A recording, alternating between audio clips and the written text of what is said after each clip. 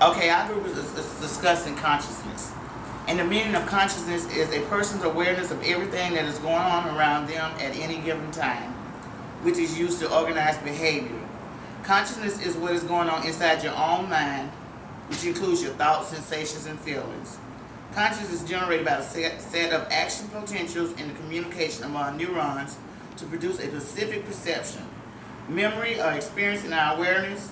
Most people who are awake experience in a state called waking consciousness, in which their thoughts, feelings, and sensations are clearly organized and a person feels alert. And that's waking consciousness. And the circadian rhythm is a cycle of bodily rhythm that occurs over a 24-hour period. All right, I'm going over the two theories of sleep.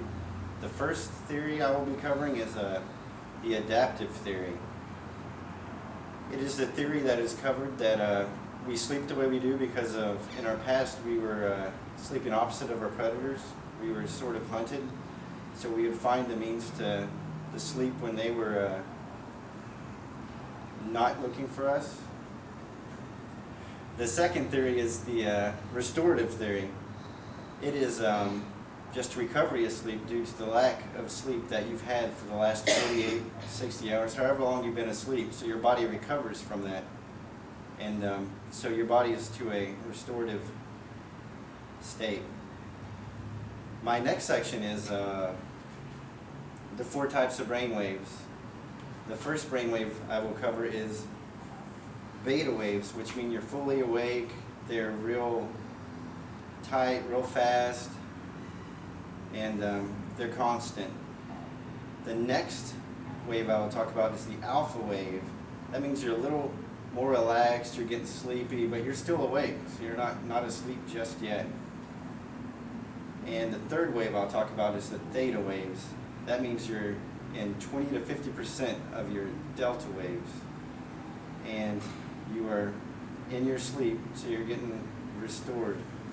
And the last state is delta waves. It's 50 to 100%, and it's when your pituitary glands put out the most hormone glands, so you can put out the most growth hormones. And my next section I'm covering is the stages of sleep. The first stage of sleep is REM sleep. REM sleep is the stage in which you dream, and it's mostly predominantly has alpha and theta waves. You're not fully asleep, so if somebody probably woke you up, you probably wouldn't realize you're asleep. And the next stage is non-REM stage 1, and it's the stage, if you were asleep, is a very light sleep, and some people have paralysis in this stage, and it's the most common stage, which you experience hallucinogens like aliens or life or death experiences. They happen in this stage. Non-REM stage 2 has sleep spindles. It has bursts of activities, but you are asleep, so you would definitely know if somebody woke you up. You would know you would have been sleeping. The next stage of sleep is non-REM stage 3. It's predominantly has 20 to 50% delta waves, and you're actually in a restorative state. And the next stage is non-REM stage 4.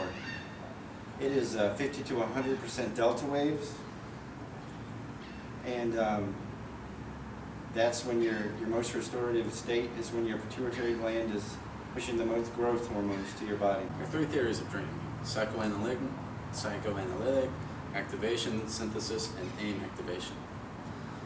Psychoanalytic is what some psychologists interpret dreams as trying to get a fear from your dreams. You're trying to interpret if hippos are chasing you through a forest, then the hippos are your fear of your coaches on the football team, or your fear of losing your job, something like that. Activation synthesis hypothesis, on the other hand, basically people say that your dreams have nothing to do with what's going on in your life. It's just random bits of images that come out of your brain in a random order with no meaning attached to them at all. AIM activation information module, on the other hand, has a little bit of both. It's basically saying that your brain is spitting out images while you're sleeping, but it's not completely unrelated to your life. Like if you dream about a TV show you just saw, that's relevant, but hippos coming out of the woods to attack you is not. Stop it. Sleep disorders. I'm going to be going over 5 of them. The first one I'm going to be going over are microsleeps. Microsleeps are basically like falling asleep in class for 5 seconds and waking up. You nod off, you fall asleep for 5 seconds, you wake up, you get it for 10-15 minutes, and you fall asleep again for 5-10 seconds, you wake up again. In my opinion, sort of disorder, sort of not. Next one is REM paralysis, which I personally have had experience in. REM paralysis is your body's inability to move while it's still in the REM stage of sleep. Like my experience, I'll fall asleep, I'll sleep for 8 hours, 6 hours, 4 hours, however long, I'll wake up, I'll be conscious, I'll know I'm awake, but I won't be able to move. Not a finger, not a toe, not my head, nothing. In fact, the only way I have found to get out of it is to go back to sleep and wake up again. But REM paralysis, unable to move while you're sleeping. The other one, which I also have, somnambulism, basically sleepwalking. You fall asleep, you wake up in strange places not knowing how you got there, like the bathtub or garage, which in more severe cases, in the car, cranked up, running, which is very dangerous for some people. My brother also has it. I have found him in the bathtub. I have found him standing in front of our refrigerator fixing himself a glass of water, and the water is just overflowing because he does not realize that he's doing this.